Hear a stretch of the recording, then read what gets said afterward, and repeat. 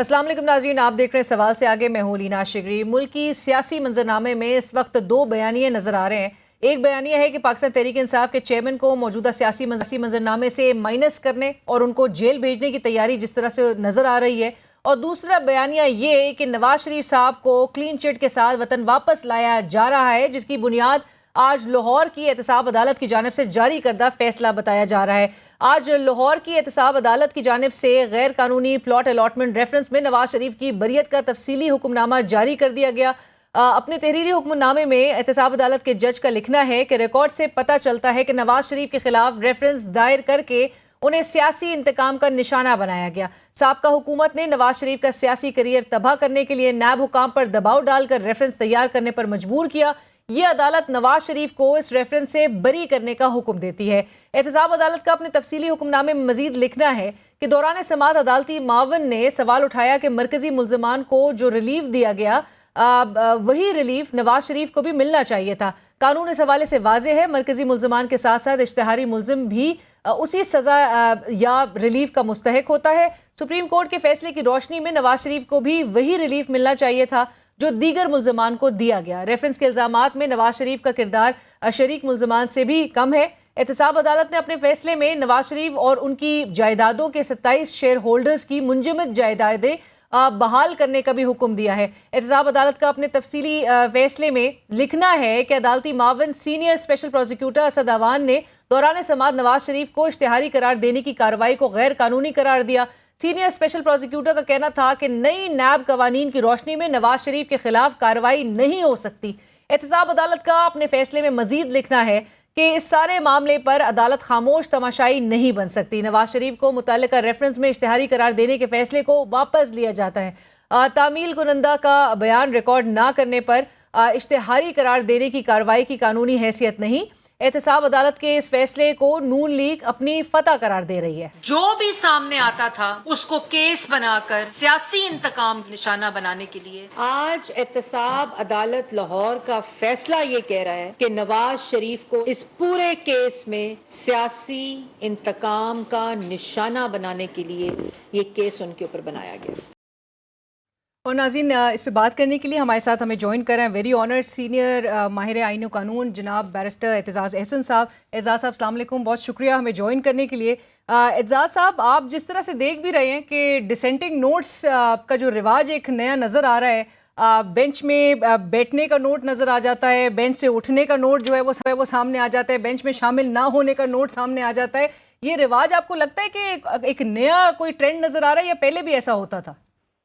نہیں، پہلے کبھی نہیں ایسا سنا ہی نہیں کہ دو جج کہیں کہ ہم اس بینچ کو ریکگنائز ہی نہیں کرتے، یہ لیگل ہی نہیں ہے، ساتھ بیٹھے رہے۔ جو ساتھ بیٹھے رہے ہیں انہوں نے کسی وجہ سے بیٹھے ہیں اور وہ انہوں نے ایکچولی ریکگنائز کیا ہے کہ یہ بینچ ہے اور اس پہ بیٹھنا چاہیے۔ اب ان سات میں سے بھی ایک آدھ وہ منصور علی شاہ صاحب کو اس نے یہ گورنمنٹ نے نکالا اس بینچ سے۔ ہم تو نہیں چاہتے تھے کہ وہ جائے، پر ان کو وہ گورنمنٹ کلیم کر رہی ہے کہ ہم نے ریسکیو کر لیا۔ اچھا، ان کو وہ نکل گیا، انہوں نے بعد میں نوٹ لکھ دیا اور نوٹ میں آپ اپنے ریکیوزل کا، کیونکہ فائنل ریکیوزل تو انہوں نے کیا جب گورنمنٹ نے اعتراض کیا، ریکیوزل کے بارے میں لکھ دیں کہ کیا وجوہات ہیں، پر آپ بینچ پہ بھی اگر لکھ دیں کہ جی بینچ ہی نہیں ہے کہ یہ پراپرلی کانسٹیٹیوٹیڈ، تو وہ ایک لگتا ہے کہ اس میں ایک بینچ کو متنازع ہی صرف نہیں بلکہ نان فنکشنل ڈس فنکشنل بنانے کی جو کوشش ہے اس میں کچھ کیلیبریشن ایسی لگتی ہے کہ وہ بڑی ہی ڈرامیٹکلی ڈٹرمنڈ ہے۔ مثال کے طور پہ یہ بینچ تھا ایک وقت میں 7 ججز کا، اب اس میں سے ایک جج صاحب پہلے دن وہ اٹھنا چاہتے تھے تاکہ بینچ بریک ہو جائے، وہ آ کے بیٹھے ہیں، بینچ اسمبل ہوا ہے اور وہ اس وقت کہتے ہیں کہ جی میں اس میں نہیں بیٹھا۔ اور وہ بینچ ٹوٹ جاتا ہے تو اب نیکسٹ ڈے پہ چلا جاتا ہے. اب وہ نیکسٹ ڈے ایک جج صاحب دوسرے جج صاحب وہ بھی آتے ہیں, چیمبر سے آتے ہیں, چیف جسٹس کے ساتھ آتے ہیں, بیٹھ جاتے ہیں. جب بیٹھ جاتے ہیں تو وہ کہتے ہیں کہ ہم نے نہیں بیٹھنا, اور وہ ادھر تقریر بھی کرتے ہیں چونکہ, تو وہ رپورٹیبل ہو جاتی ہے ایک دم, اور بینچ ٹوٹ جاتا ہے. اب یہی کام جب بدستور ہوتا جائے کہ آپ پہلے اسمبل کرتے ہیں بینچ کو, بھائی آپ چیف جسٹس کو پہلے کہہ دیں, باہر کہہ دیں, آپ چیف جسٹس کو چیمبر سے جو چل کے اہتمام کرنا ہے کہ آپ کے 7 ججز میں آ کے بیٹھنا ہے. جب وہ بیٹھ جاتے ہیں یا 9 ججز بیٹھ جاتے ہیں تو قاضی فیض صاحب اور طارق مسعود صاحب کہتے ہیں ہم نہیں بیٹھیں گے. بٹ اعزاز صاحب قطع کلامی کی معافی, لیکن طارق مسعود صاحب نے تو اپنے ڈسینٹنگ نوٹ میں انہوں نے یہ بات مینشن کی کہ آپ کی بلکہ ذکر بھی کیا کہ آپ کی جب ملاقات ہوئی چیمبر میں چیف جسٹس صاحب سے تو انہوں نے کہا اگلے ہی روز پٹیشنز جو ہیں وہ فکس کر دی گئی. انہوں نے کہا یہ بھی نہیں دیکھا گیا کہ میری دستیابی تھی, اویلیبلٹی تھی کہ نہیں, اس کو سرٹن نہیں کیا گیا. علینا یہ بالکل یہ غلط ہے بات.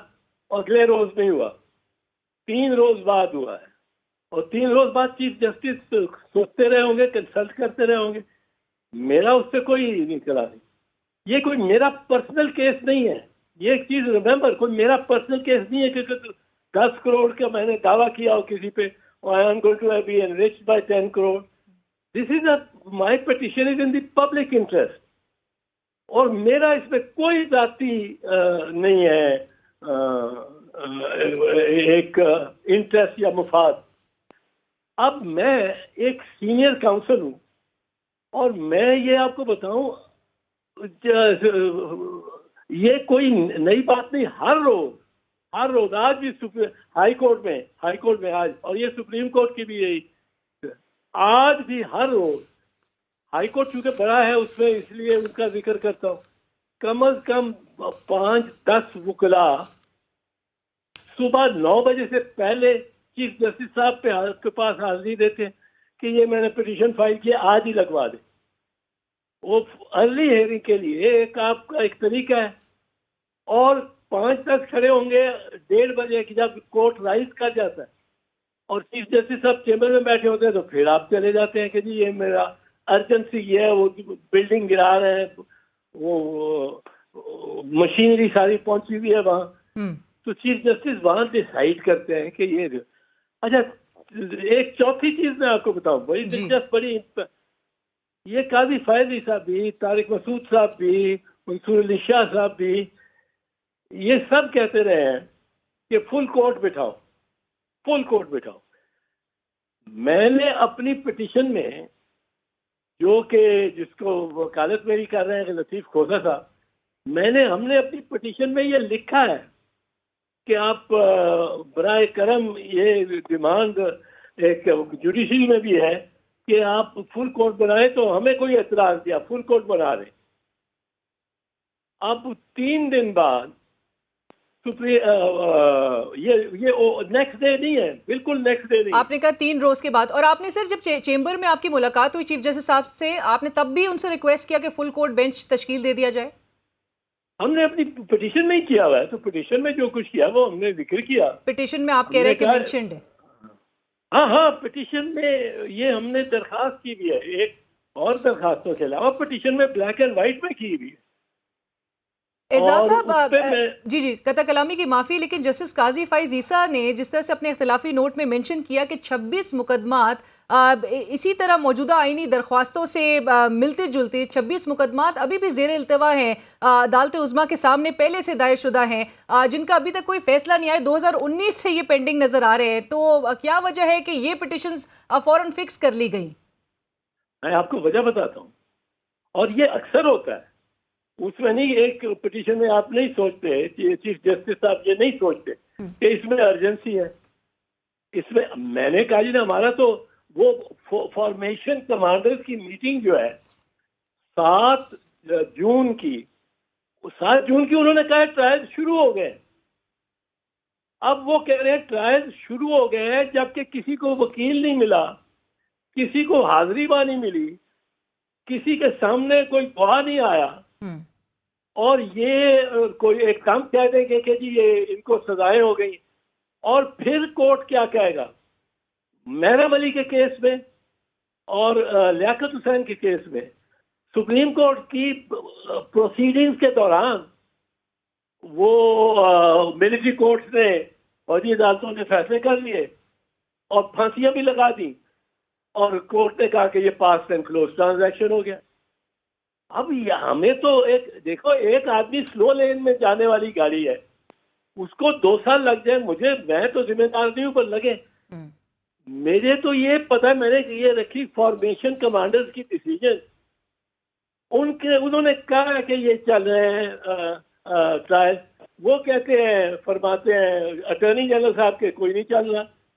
اب یہاں زندگیوں کا معاملہ ہے، یہ تو ارجنٹ کیس ہے۔ مجھے تو افسوس ہوا ہے کہ ان ججز پہ جو اس وقت جب عوام للکار رہی ہے کہ ہماری ہیومن رائٹس ہیں، ہمارے فنڈامنٹل رائٹس ہیں، آپ اس کیس سے ہی ڈسوسیٹ کر کے ایک اپنی انٹرنل لڑائی کی وجہ سے ایک انٹرنل آپ کی کشمکش ہے ود دا چیف جسٹس۔ تو سر یہ تو ٹھیک ہے، آپ جس طرح کہہ رہے ہیں کہ انٹرنل یہ رفٹ ہے اور انٹرنل کشمکش ہے، یہ جو پبلک امپریشن بھی ہے کہ سپریم کورٹ کی جو ڈویژن ہے یا سپریم کورٹ کی کریڈیبلٹی جس حد تک کمزور ہو رہی ہے اس ڈویژن کے ایک امپریشن سے، ایلیجنس ہے، آپ کو لگتا ہے کہ یہ ججز کی اپنی ہی اس کی وجہ سے ان کا اپنا ہی کنٹریبیوشن ہے اس امپریشن میں جو اب ایک پبلک پرسیپشن بن چکا ہے، یا پھر آپ اس میں پولیٹیکل اسٹیک ہولڈرز کو بھی ذمہ دار سمجھتے ہیں، میڈیا کو بھی ذمہ دار سمجھتے ہیں؟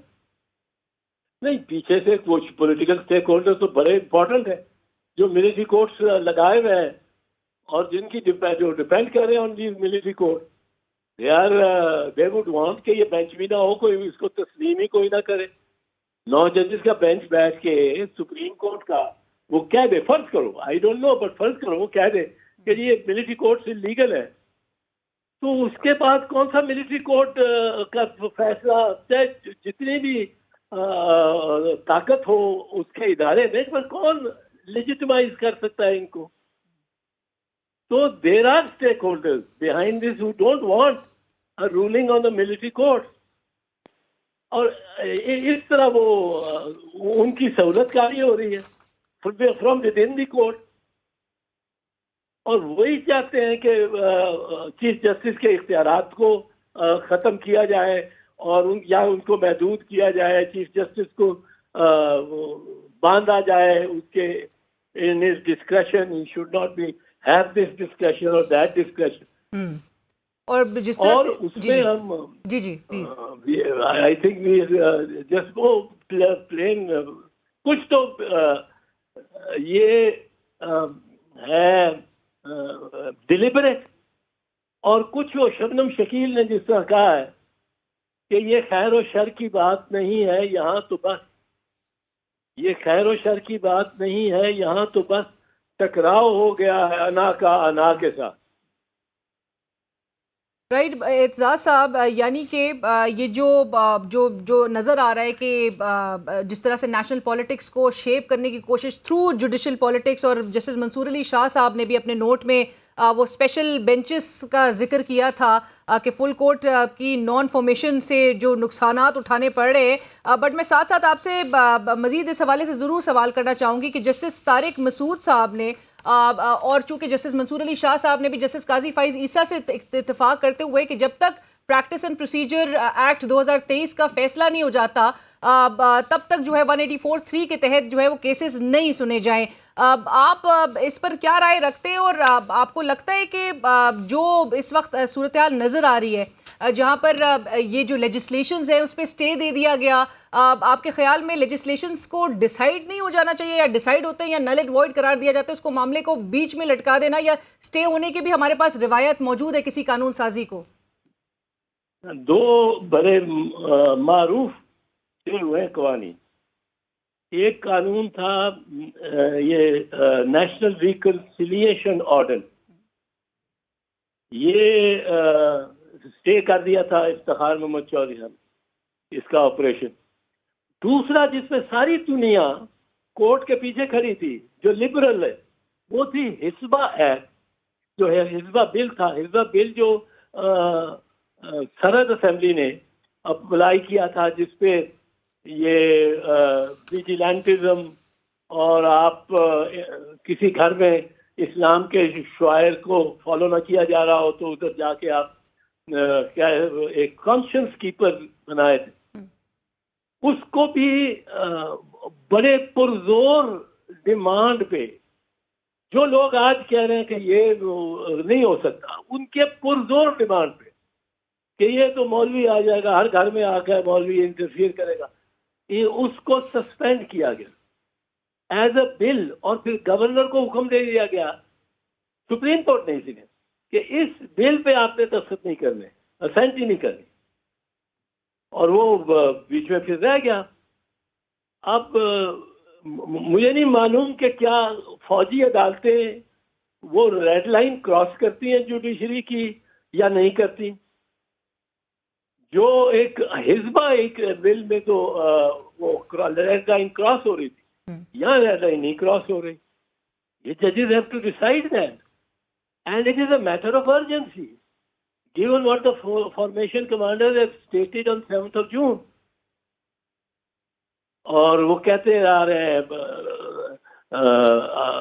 اٹارنی جنرل صاحب کہ ہم نے کوئی ٹرائل نہیں شروع ہوا، کوئی کچھ نہیں ہوا، وہ ان کی فارمل 100 جرنیل بیٹھ کے اور فارمیشن کمانڈر بیٹھ کے وہ کہتے ہیں کہ ٹرائلز آر پروسیڈنگ۔ تو اب ہم ہاتھ پہ ہاتھ بیٹھے رہے، ہم چیف جسٹس کو ملیں بھی نہ، اور چیف جسٹس کو ارلی ہیئرنگ کے لیے کیس کی آپ اپنی دلائل دیتے ہیں، آپ ان کو کنونس کرنے کی کوشش کرتے ہیں جی کہ یہ میں نے ان کو دکھایا کہ یہ 7 جون کی دیکھیں فارمیشن کمانڈر کی یہ رائے، اور یہ وہ کہہ رہے ہیں یہ تو، اور ہمیں نہ وکیل دیا ہے، نہ کوئی پیش ہوا ہے، نہ کوئی گواہ، تو this is going to suddenly blow up in our face. I remember آپ سے میں نے یہ پہلے بھی سوال کیا تھا کہ از دس اے نارمل روٹین کہ چیف جسٹس صاحب سے ملاقات کی جا سکتی ہے، جس پر آپ نے کہا تھا کہ it's a normal routine, although Pakistan bar council کے بھی چند ممبرز، چند legal experts are of the view کہ نارمل حالات میں ایون سپریم کورٹ کے کسی وکیل کو ایسے اجازت نہیں ہوتی کہ وہ جا کے کوئی پٹیشنر بھی جا کے چیف جسٹس صاحب سے ملاقات کر لے ان کے چیمبر میں۔ نہیں، یہ کوئی کسی نے پابندی نہیں لگائی ہوئی کہ چیف جسٹس کس کو ملتا ہے کس کو نہیں ملتا، یہ کون سی پابندی لگا سکتا ہے؟ ٹھیک ہے، یہ کوئی نہیں، اور اس کے لیے تو یہ تو لیجیٹمیٹ کاز ہے کہ مارشل لا کے ٹرائل شروع ہو رہے ہوں اور آپ کہیں کہ جی ارلی ہیئرنگ اس کو دیں۔ چیف جسٹس نے یہ تو نہیں کہا ہمیں کہ کل لگ جائے گا، انہوں نے کہا دیکھتے ہیں کب ہو سکتا ہے، then after consulting his colleagues or whomsoever, he after 3 days fixed the case۔ Right, اعزاز صاحب ایک سوال جسٹس طارق مسعود صاحب کا جو آبزرویشن سامنے، اور جس کا میں نے بیچ میں حوالہ بھی دیا کہ انہوں نے کہا کہ جب تک پریکٹس اینڈ پروسیجر ایکٹ کا فیصلہ نہیں ہو جاتا، آرٹیکل 184(3) کے تحت کیسز نہیں سنیں گے، تو پھر آپ کو یاد ہوگا 9 جون کو اسی سال after multiple years, after so many years, Panama کے جب پیپر سرفیس کیے تھے، آپ کو یاد ہوگا عدالت میں جماعت اسلامی کی جانب سے درخواست گئی تھی اور اس کو مینٹینیبل قرار دیا گیا تھا سیم 184(3) کے تحت، اور ابھی اس میں 9 جون کو اس کی ہیئرنگ ہوئی ہے اور وہ بینچ بھی اس کی سربراہی جسٹس طارق مسعود صاحب نے کی تھی، تو آپ کو ان کے موقف میں کوئی تضاد نظر آتا ہے؟ اور انہوں نے ساتھ 8 سوال بھی فریم کر دیے تھے اس سے متعلق۔ ہاں کیا ہے، نہیں ہوگا تضاد۔ میں تو بیسکلی یہ کہتا ہوں کہ ہماری کانڈکٹ میں کوئی تضاد نہیں ہے، کوئی خلاف قانون بات نہیں ہے، کوئی خلاف ضابطہ بات نہیں ہے۔ یہ کوئی جو روایت ہے ان کورٹس کی کہ چیف جسٹس کے پاس آپ جاتے ہیں، آپ کی بلڈنگ گرانے کے لیے پہنچے ہوئے ہوں بلڈوزر، تو آپ چیف جسٹس کے پاس نہیں جائیں گے، آپ جائیں گے کہ جی آج ہی فکس کرائیں تاکہ یہ اسٹے کا فیصلہ ہو۔ رائٹ، اینڈ اعزاز صاحب آپ سمجھتے ہیں کہ recusal from the bench will be considered as a public disservice, یا آپ سمجھتے ہیں کہ پبلک سروس کے ہی کانٹیکس میں دیکھا جائے گا؟ I don't know what, but I am disappointed. Because this is a very crucial point. اور اس میں سب ججز کو بیٹھنا چاہیے تھا وداؤٹ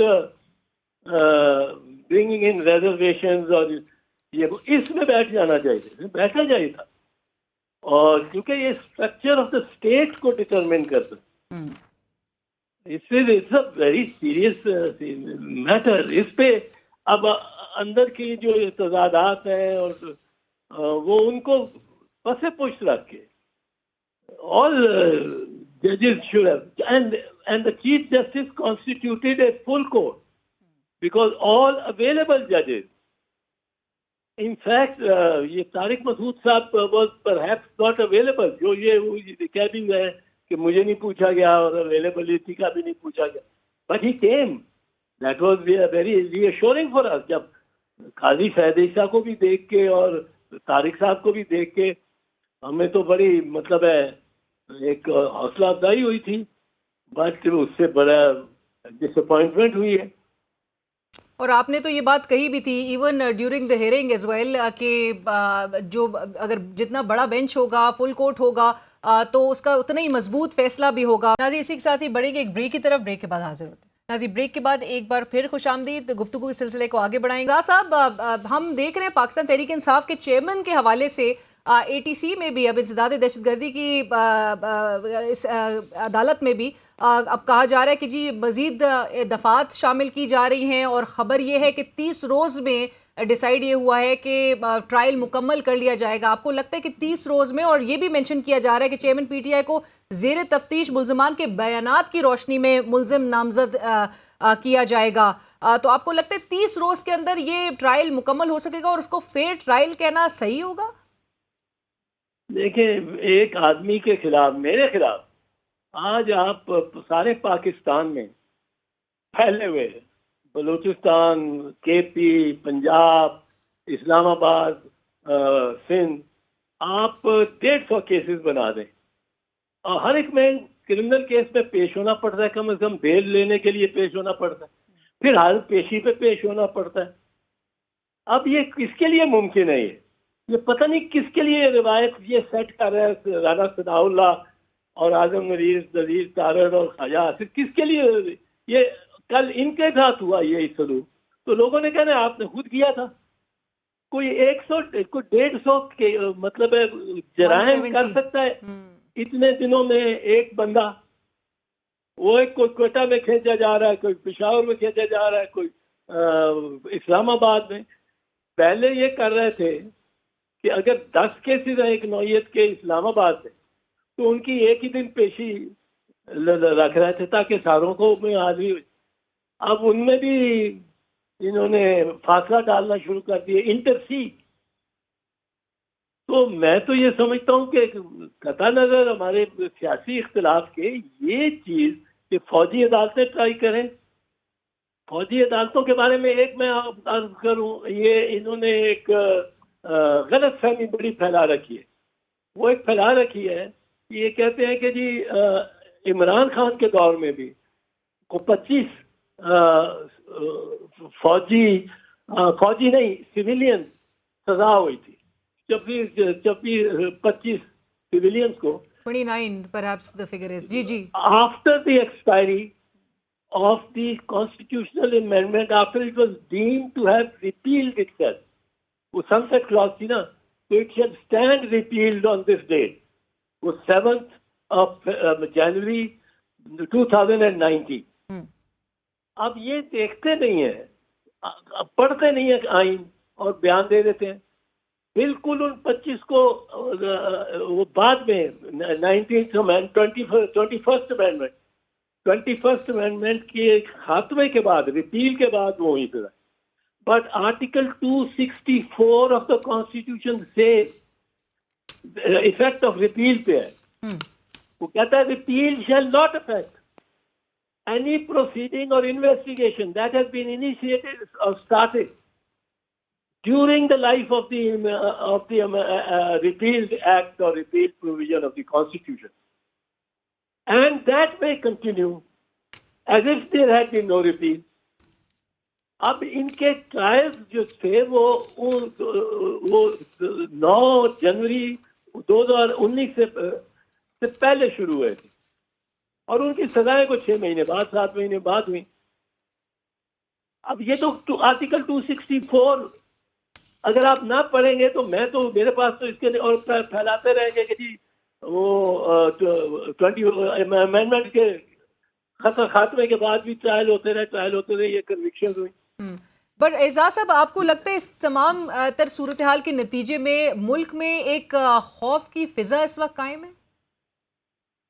جی بے شک ہے اور اس پہ سوچنا چاہیے. میں سمجھتا ہوں ہمارے آرمی چیف کو اور ان کے کولیگز کو، کیونکہ یہ تو بڑی ٹینشن اور ٹینس صورتحال جو ہے یہ آرمی اور سویلین پاپولیشن کی ریلیشن شپ میں بڑا ٹینشن پیدا کر رہی ہے.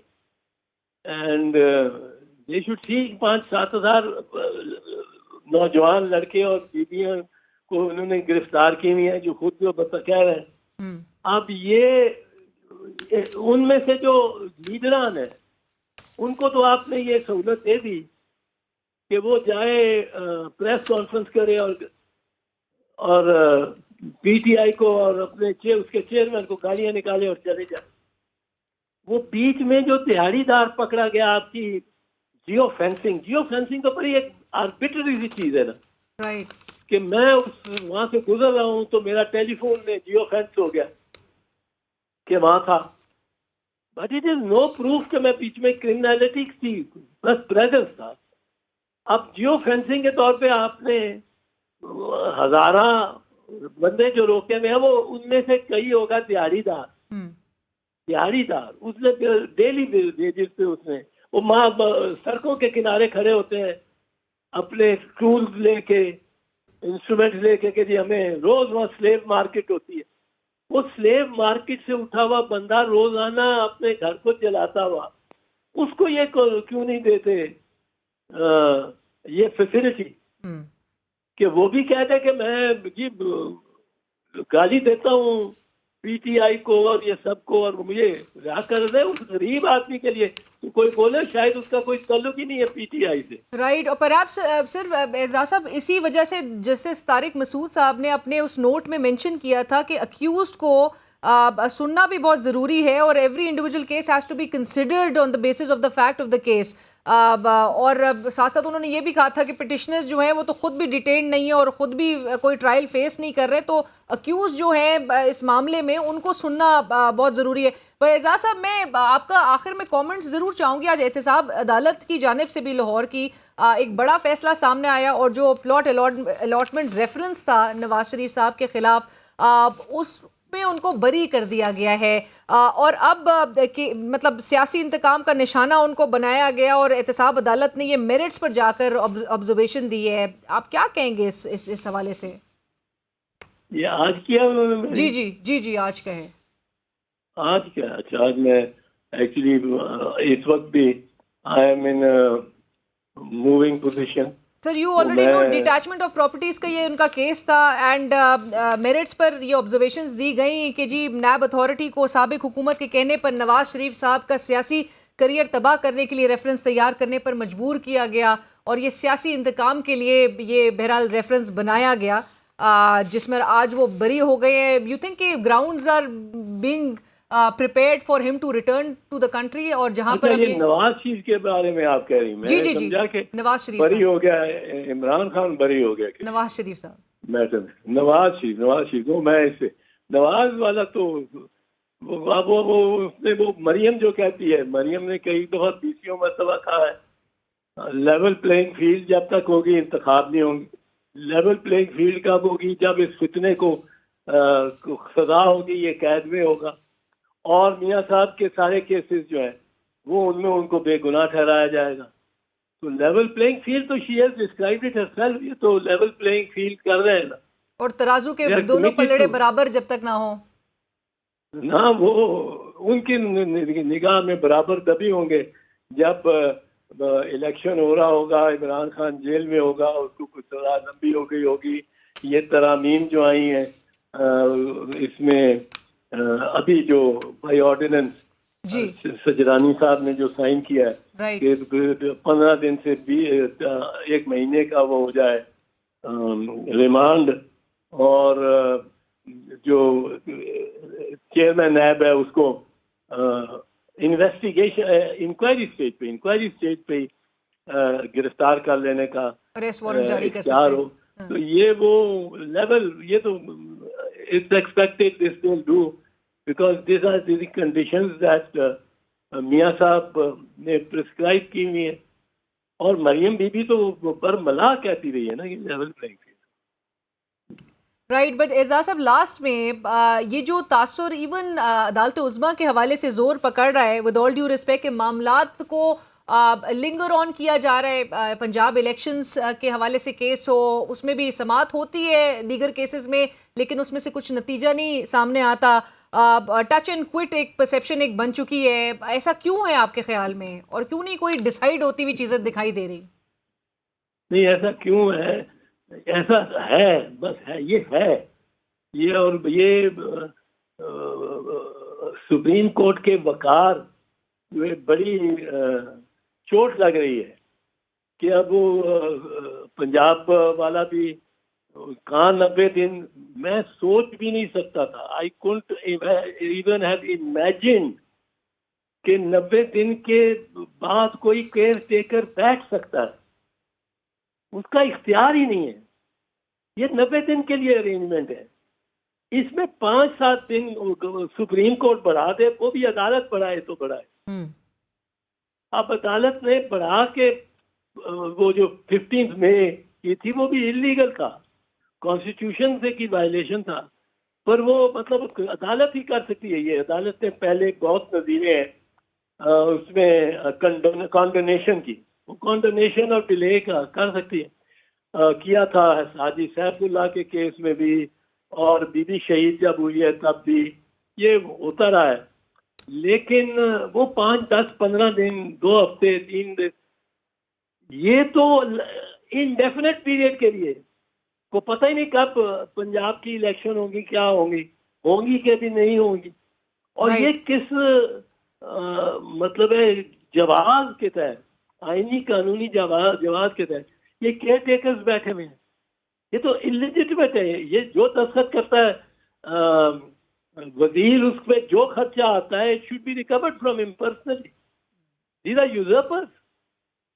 بٹ اب کوئی پتہ ہی نہیں. اچھا, اب وہ کہتے ہیں کہ اگر ان سے پوچھو کہ بھئی تم کیا ضمانت دیتے ہو, اگر آپ کسی نون والے سے پوچھو, they are the determining factor. Shehbaz Sharif کی حکومت ہے, ان سے پوچھو کہ یہ نیشنل اسمبلی کے الیکشن پر وقت ہو جائیں گے, وہ کہتے ہیں اگر پنجاب کے نہیں ہوئے, خیبر کے نہیں ہوئے, تو کیا فرق پڑتا ہے, وہ آگے چلے جائے. یعنی ہم نے ایک قتل کیا ہے, میں نے ایک قتل کیا ہے, تو اب جواز ہے آپ کیوں روکتے ہو مجھے دوسرا قتل کرنے سے؟ میں تو کر گیا ہوں. ملک میں انفارچونیٹلی بڑے بدقسمتی کے ساتھ کانسٹیٹیوشن کی اسپرٹ تو نظر ہی نہیں آ رہی ہے. جو 1973 کا کانسٹیٹیوشن اسپرٹ میں جس طرح سے امپلیمنٹ ہونا تھا, اور اس کی اسپرٹ تھی کہ عوام کی ویلفیئر کی, پبلک ویلفیئر ہو, جو سچویشن نظر آ رہی ہے معذرت کے ساتھ بڑی اس کی اپوزٹ ہی سچویشن دکھائی دے رہی ہے. تھینک یو سو مچ, بہت شکریہ اعتزاز صاحب ہمیں جوائن کے لیے, بہت شکریہ آپ کے وقت کا. ہم بات کر رہے تھے سینئر ماہر آئین و قانون جناب بیرسٹر اعتزاز احسن صاحب, جنہوں نے کہا کہ ان کے لیے یہ بڑی ہی حیران کن بات ہے جس طرح سے ملک میں الیکشنز ہونے کانسٹیٹیوشن کے مطابق, کانسٹیٹیوشن میں مینڈیٹری ہے 90 دن کے اندر الیکشنز ہونے تھے, وہ نہیں ہوئے. کیئر ٹیکرز انڈیفینٹ پیریڈ کے لیے ایکسٹینڈ ہوتے ہوئے ان کی مدت نظر آ رہی ہے. ایسا پہلے دیکھا نہیں گیا, اور جس طرح سے ایک سچویشن بنا دی گئی ہے جہاں پہ عدالتی احکامات کو بھی مانا نہیں جا رہا, کانسٹیٹیوشن کو فالو نہیں کیا جا رہا, اٹس ویری انفارچونیٹ. ایک بریک کی طرف چلیں گے, بریک کے بعد حاضر ہوتے ہیں.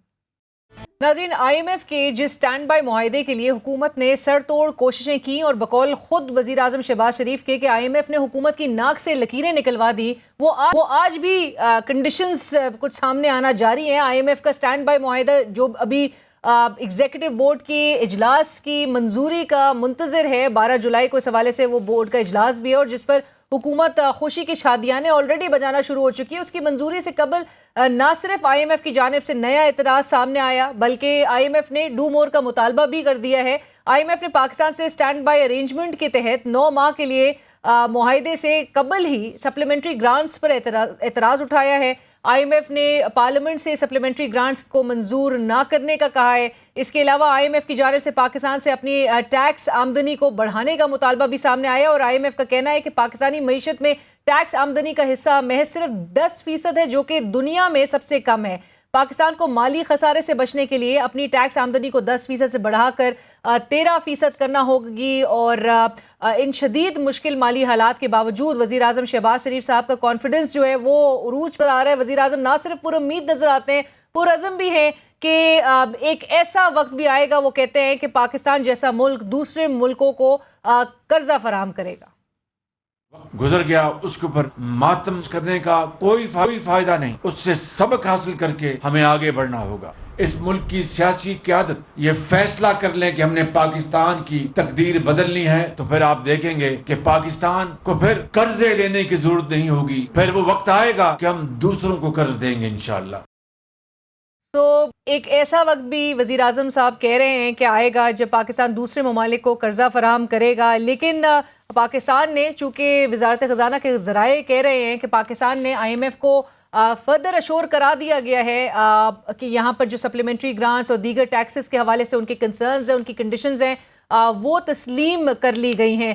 ان کے نتیجے میں عام آدمی کتنا مزید بوجھ اٹھانے جا رہا ہے, کیا اس کی ریپریکشنز ہیں, کیا اس کی کانسیکوینسز ہوں گے عام آدمی کی زندگی میں, اس حوالے سے ہم گفتگو کریں گے. آئی ایم ویری آنرڈ, ہمارے لیے وقت نکالا ہے ریناؤنڈ اکانومسٹ ہمیں جوائن کریں ڈاکٹر شاہد حسن صدیقی صاحب. ڈاکٹر صاحب السلام علیکم, بہت شکریہ ہمیں جوائن کرنے کے لیے. ڈاکٹر صاحب سب سے پہلے تو سوال میرا اس حوالے سے کہ IMF کے ہر پروگرام کی ہر ایک ٹرانچ جو ہوتی ہے, اس ٹرانچ کے نتیجے میں عام آدمی پر جو بوجھ ہے, جو آلریڈی بوجھ اٹھا رہا ہے, اس بوجھ میں مزید اضافہ کر دیا جاتا ہے, اس کی مشکلات میں مزید اضافہ ہو جاتا ہے. اور ابھی بھی ہمیں ایک طرف یہ بتایا جاتا ہے کہ جی کوئی چند ممالک جو ہے وہ رول اوور کر دیں گے کچھ لونز, ہمیں کہیں سے اب IMF کی وہ قسط بھی جو ہے وہ ہم نے سیکیور کر لی ہے, جو کہ ہمارا خیال ہے کہ ہم نے سیکیور کر لی ہے. اس کے نتیجے میں عام آدمی کیا اب مزید برے حالات کس طرح سے بھگتنے جا رہا ہے؟ دیکھیے, اس وقت صورتحال یہ ہے کہ پہلے ہم یہ تسلیم کر لیں کہ یہ جو معاہدہ ہوا ہے ہمارا, اس سے میرے خیال سے 15 جولائی تک ہمیں 1.1 ارب ڈالر مل جائے گا. اس کے بعد ہمیں دوست ممالک سے رقوم ملنی شروع ہو جائیں گی, وہ قرضے ہوں گے اور ہمیں انٹرنیشنل مارکیٹ سے بھی ہم قرضے اٹھائیں گے. اسلامک ڈیولپمنٹ بینک جدہ بھی ہمیں قرضے دے گا. تو اب صورتحال یہ ہے کہ ہمیں قرضے ملیں گے سود کے اوپر, اس سے ہمارے ریزروز بڑھیں گے اور اس کی وجہ سے جو امپورٹس رک گئی تھیں اور تجارتی سرگرمیاں بہت منجمد ہو گئی تھیں وہ شروع ہو جائیں گی. یعنی بحران ختم ہو گیا, معیشت عارضی طور پر مستحکم ہو گئی. اور اس میں جو شرائط ہم کہہ رہے ہیں IMF کی, پہلے یہ ہے کہ واضح کر دوں یہ IMF کی شرائط نہیں ہے. IMF کی شرائط کی آڑ میں حکومت طاقتور طبقوں کو نوازنے کے لیے عوام پہ جو بوجھ ڈال رہی ہے وہ حکومت کا فیصلہ ہے. ماضی کی حکومتیں بھی کرتی رہی تھیں اور یہ حکومت نے بھی کیا. ثبوت, IMF کی منیجنگ ڈائریکٹر نے ایک بیان دیا جو ساری دنیا میں شائع ہوا تھا, صرف پاکستان میں نہیں. انہوں نے یہ کہا کہ ہم نے حکومت پاکستان سے یہ کہا ہے کہ آپ مالدار لوگوں سے ٹیکس لیں اور عام آدمی کو فائدہ پہنچائیں. یہ تو ڈائریکٹیو تھا نا IMF کی منیجنگ ڈائریکٹر کا.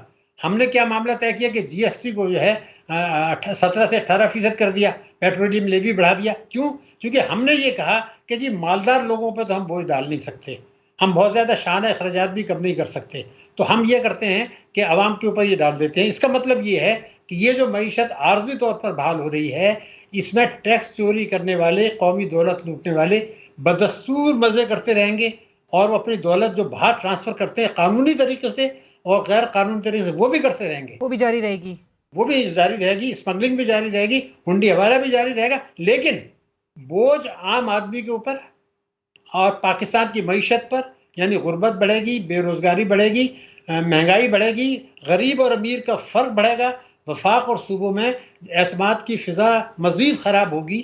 لیکن جو چیز بالکل واضح ہے کہ میں بتا دوں مقصد کیا تھا, یہ پیسہ لیا کیوں ہے. ایک تو وہ مقاصد جو آپ نے بتائے, ایک اور اہم مقصد ہے جی, یہ حکومت پاکستان نے فیصلہ کر لیا ہے اور شاید طاقتور طبقے جو پاکستان سے باہر ہیں یعنی امریکہ, انہوں نے بھی فیصلہ کر لیا ہے کہ 2024 میں ایک بہت بڑی رقم کا قرضہ لمبی مدت کا پاکستان کو دلایا جائے گا. 2024 میں؟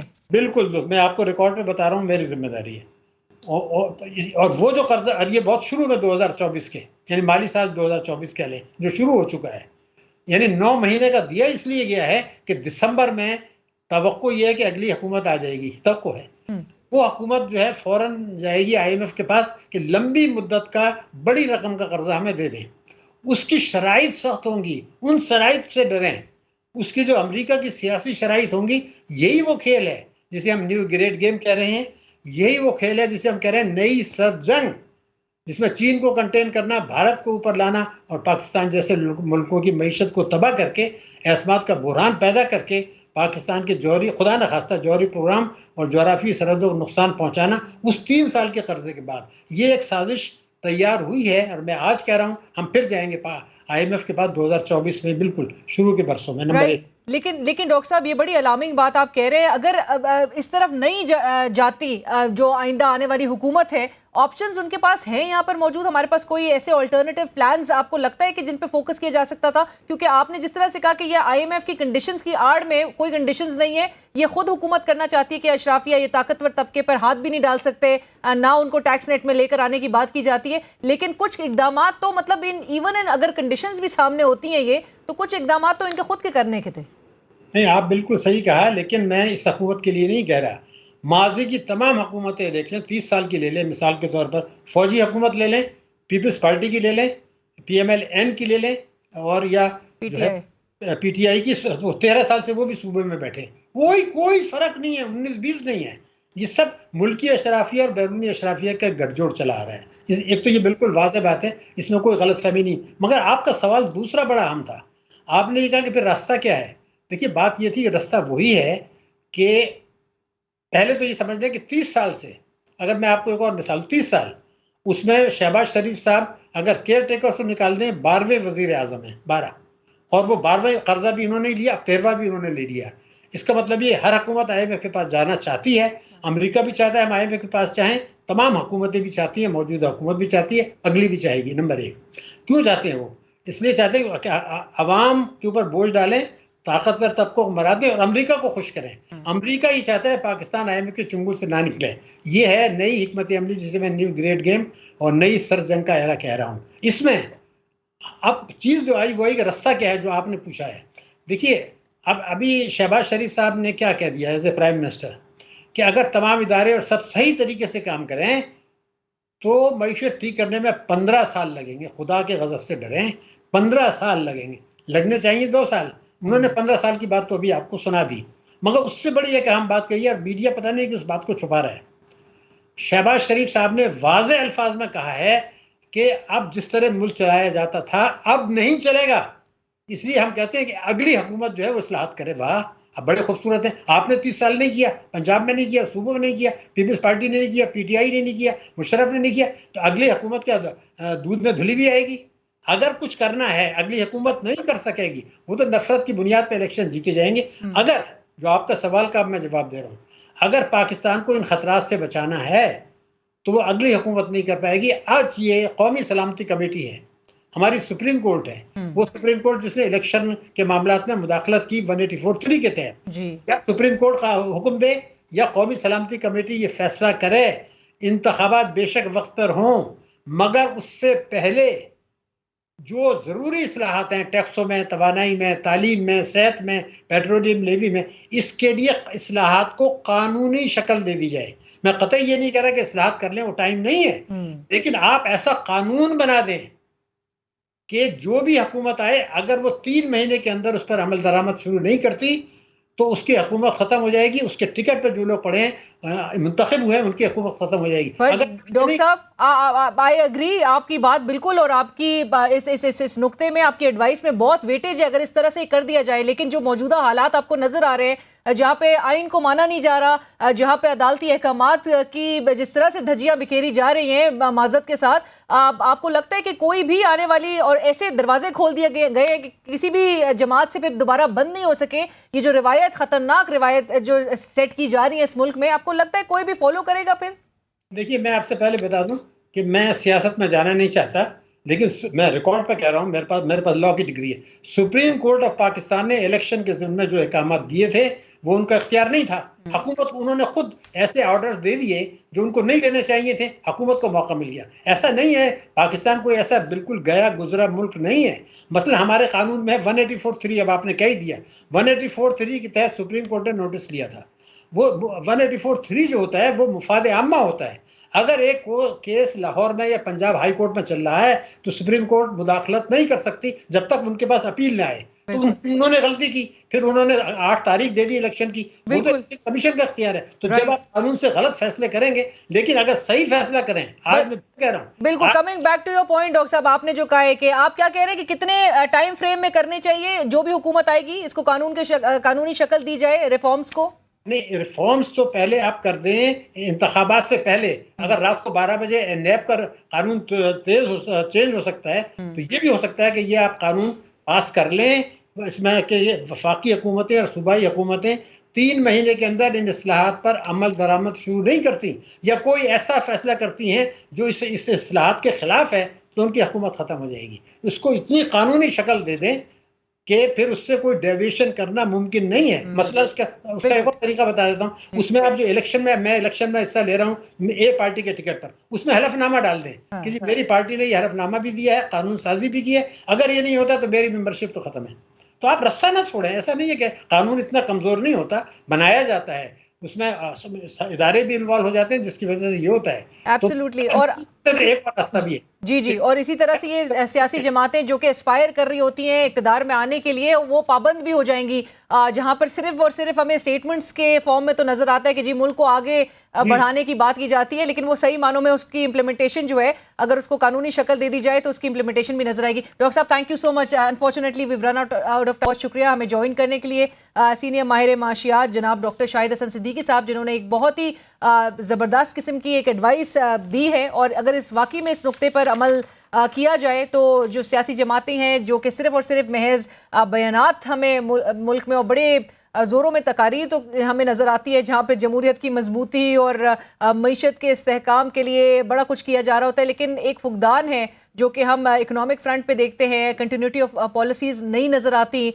ہر نئی حکومت آ کے پچھلی حکومت پہ سارا ملبہ ٹرانسفر کر دیتی ہے. ایک بلیم گیم سے ہم آگے نہیں بڑھ پاتے, جس کی وجہ سے آج حال یہ ہے کہ ہم معیشت کی درستگی کے لیے وہ اقدامات نہیں ہوتے ہوئے دیکھ رہے اپنے ملک میں, جس کا خمیازہ عوام اٹھا رہی ہے. اگر 10% ہمارا واقعی میں ایک ریشو نظر آتا ہے جہاں پہ ہم ٹیکسز ہم بڑے, جس طرح سے ڈاکٹر صاحب بھی کہہ رہے تھے, بڑے جو طاقتور طبقہ ہے اس پر ہاتھ ہی نہیں ڈالنا چاہتے. اس کو ہم نے سارے ریلیف, اس کے لیے ساری ایگزیمشنز موجود ہیں, لیکن سارا زور چڑھتا ہے موجودہ ہماری جو ایون حکومت ہے اس کی جانب سے بھی ہماری عوام پر.